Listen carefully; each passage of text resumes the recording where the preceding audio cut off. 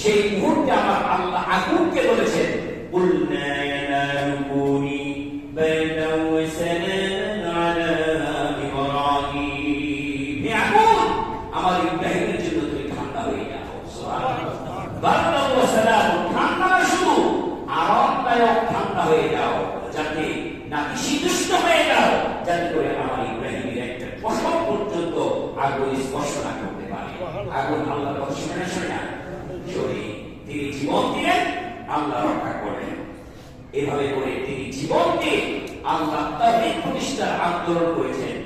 শেষে আল্লাহ সুবহানাহু ওয়া তাআলা তিনি যখন তাওহীদের দাওয়াত দিতে সংসারকে বাঁধলেন, সংসার হলো দুরুস্তি হয়ে গেল, সারাকে পেলেন, হাজারাকে পেলেন, কিন্তু আল্লাহ সুবহানাহু ওয়া তাআলা তাকে কোনো সন্তান দিচ্ছেন না।